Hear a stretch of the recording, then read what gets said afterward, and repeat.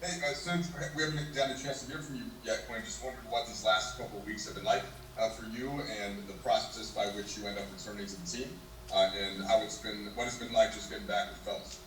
Man, it's been a long couple weeks. Obviously, with the short off season, trying to celebrate a little bit, but also having the back in your mind that business um, has to take place, could take place, and the Lakers were very transparent with me, very honest, and they had to restructure the roster, and I had a nice contract last year, so I understood what could happen, and they waived me. They did it the most professional. I've been waived multiple times. The most professional. Um, they did it. They handled everything the most professional way, and they really cared for me. Really had my best interest. And free agency it was probably maybe a week and a half where I didn't know what was going to happen. But I ended up landing back on my feet here, and it was the best feeling ever. Talking to Kurt, Frank, and Rob, and my agent, and also still talking to Brian, and AD, and Duz all the whole time, talking to all my guys. And man, I had to take the test before I can get with my team. And today was the first day, and it was one of the best days ever, man. Just to be back with my guys, to be back, to have an official practice here, in the facility. This is my first practice here since before we played Brooklyn, before obviously the pandemic. So it was just a great feeling to be back, man, and felt like I haven't seen my guys in so long, even though we've been talking every day. But to put this jersey back on, to be back with this staff and organization, man, is a beautiful feeling. Bill Orr. Hey Quinn, welcome back. It's good to see you. Appreciate it. I'm wondering, your first day around this team, what struck you the most about what was different with the new group? What's going to be different with this team from last year? And then, I mean, what things were just like they were last year? Yeah, obviously different personalities. I have a relationship with each and every one of the new guys. Me, Wes, played with each other. That's my first, vet. I call him my first vet. He's the first, guy my rookie year to kind of take me under his wing. Uh, me and Dennis played together in Atlanta. Me and Mark competed in the finals together, so we have a mutual respect for each other. Anytime we see each other, it's always just genuine love. Obviously, me and Alfonso played together in Golden State. Montrez, we've been competing since high school. That's he's a brother to me. So just to see those guys here and already acclimated, to the system was great. And still trying to be a leader out there, trying to help, as much as possible. But it was fun. It was fun. We competed today in practice, and obviously all my guys coming back. It was good seeing them. They gave me a nice little, little ovation, man. It felt good, man. It felt real good. Dave. Hey Quinn, you're at a stage of your career where obviously you still want to play and put forth effort on the court. There were times last year where you were in the rotation, times you were out, but consistently you were also counted on. You mentioned the word leadership to be a leader in that locker room. How do you kind of balance that? Where obviously you want to give that culture piece, that leadership piece, but I'm sure I know there's aspirations of yours to play. And so, how do you kind of do both? Yeah, I mean, you got to buy into winning. That's what happens. When you're on these teams, there's too much talent. And sometimes some guys are not going to play. And I'm comfortable in myself. I'm secure in myself to know I know I could play. The league knows I could play. My teammates know I could play. What I've done and the opportunities that I've had in my career. Whether it be hit big shots in the finals, whether Steph being out and I have to score 20, multiple games. I know what I could do, but on this team, we have so many guys who can score the ball. We have so many guys who can handle the ball. So I try to find my niche on and being a great teammate, trying to be the best catch and shoot guy that I can be.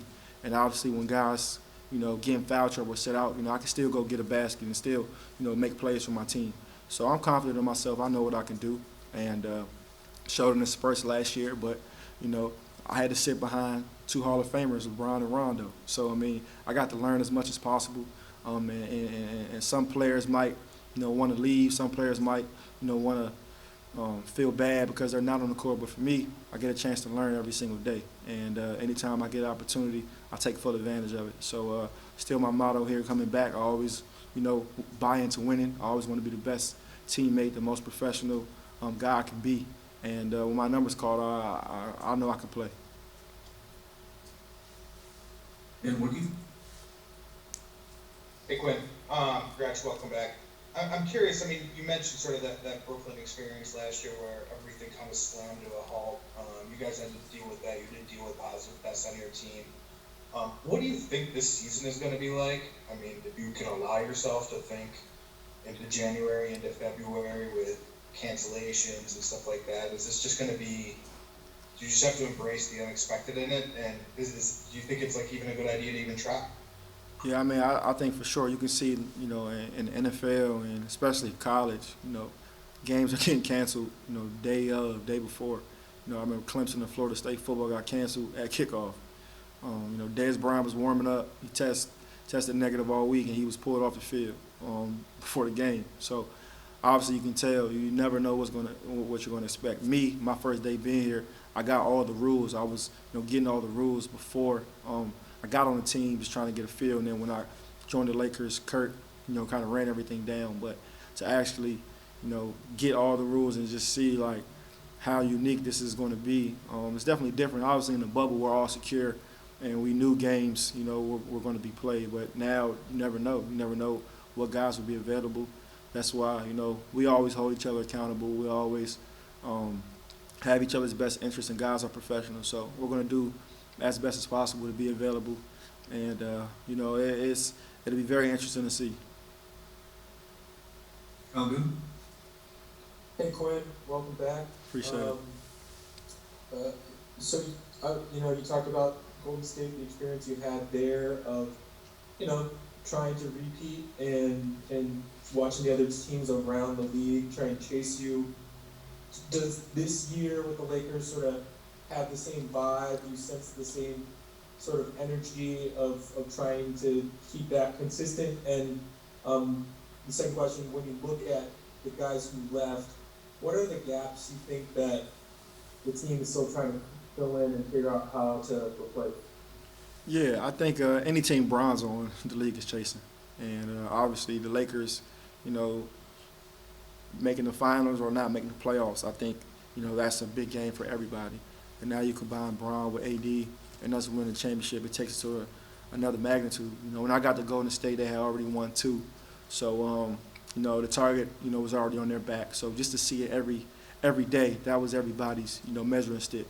And we couldn't take a night off. I know it sounds cliche, but literally we couldn't take a night off. And we won in the 2018, 2019. We brought in DeMarcus, trying to, bring him back in to mesh with the team. And I thought we had a great chance to win the championship. Obviously, guys got hurt. Andre was banged up all season. Looney and obviously Kevin and Clay dealt with some injuries as well that season. But we were a possession away from a game 7. So I just think having that mindset of can't take a night off. I think we implemented that well in Golden State, and obviously Bron's won championships, Mark's won a championship. And obviously everybody here's won a championship, but Bron and Mark and myself, we've been on teams that are trying to repeat, and I think it's a different feel. And just to have multiple guys, with that experience, along with the guys who just won their first championship last year, I think we have a great chance. But guys who were on the team know last year we couldn't take a night off. Every game was somebody's biggest game in measuring sticks. So I think we'll be fine in that department. And I think just bringing along the new guys. Those guys are pros. Those guys have played at a high level for a while. It'll be easy. Like, me coming in, those guys were trying to bring me along, which was great to see. And I think we're ahead of the curve. Brennan Turner. What's up, Quinn? What's good? What's good? How you doing, man? Good, man. Well, look, what are your thoughts on getting the vaccine? And have you guys, as a team, discussed that on whether you guys would do it or not do it? Obviously today being my first day with the team, we just discussed basketball really and a little bit of the travel stuff with our Phoenix trip coming up. But no, we haven't discussed the vaccine since I've been here, and I don't have enough information on it, so can't really comment on that. Thank you. Yep. All right, let's go to Allie Clifton. Hey Quinn, good to see you. Good to see you always. I know from day one when you expressed what it meant for you to become a Laker, and you think of that first season and then winning a title to then being waived, and now here you are again, and all it's meant to your family, your late father. Over the last couple of days and just approaching walking in the facility today, as you described earlier, it's one of the best days for you. What has it really meant to you, and have you kind of processed, the dynamic of really being a Laker? Yeah, I think, my entire season last year was me processing that. I answered the question earlier today, just, me, being a super fan of a team, and then me being a super fan of a player, Bron, and, him being my teammate and me being on that team. I mean, I literally used to dream that every single day when I was growing up. And for me to manifest that and actually accomplish it was great. But I still have a lot to prove to myself and to this league. And last year was very motivating for me, just to see, what it takes to be great in this league, seeing Rondo and Bron on an everyday basis at that, point guard spot. I thought I worked hard. I thought I was doing a lot, but I had to take my, and I've taken my stuff to another level. And obviously me getting waived with the business, a lot more motivation as well. But me being very grateful to come back and then want me back. I mean, that meant a lot to me. That meant a lot to me for them to bring me back and make me feel special. And I know how much Coach believes in me. I know how much Rob, Kurt, Jeannie, I know how much they believe in me.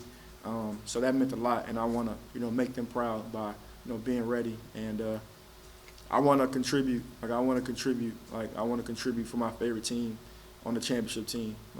I think I can do it, and we'll see how it goes this year with our team. We have, chemistry. We have great guys. We have great pieces, and we have the two best players in the world who can take us to that point that we were last year. So I'm looking forward to a great year. Thanks, Quinn. Yep. All right, we're just gonna take a couple more. Alan Sleeman. Hey, Quinn, just get your thoughts on Montrezl Harrell, Dennis Schroeder, just having those two additions on the team at their age, 26 and 27. Just your thoughts on what you think they'll bring to the table. Intensity. Me knowing those guys. They don't take days off. I think they just have a motor. They know one speed and one mode, and they go hard every single play. That's why they're always in the conversation for six mans of the year, and they've always done well in playoffs, and they've been big time players, their whole career in the NBA. So for them to come here into this championship atmosphere, I know they'll learn, but they'll also bring us something that we've never had. So I think it's a great chemistry. I think it's a great combination with them two. They already have a great chemistry already, and it was fun to watch. Like, I was on their team today, and the way we all were talking, it was beautiful, man. And like I said, it was like they've been here, 2 years, 3 years already. So and I love how our teammates who've returned are so open to them, just open, just welcoming, and I know that makes them feel good. So I think Dennis and Montrez will help us tremendously. All right, last two. Melissa Rowland. Hey Quinn, welcome back. Hey, thank you. Hey, so you're widely considered like a great locker room guy. What's inspired you to kind of have that great attitude and mentality throughout everything?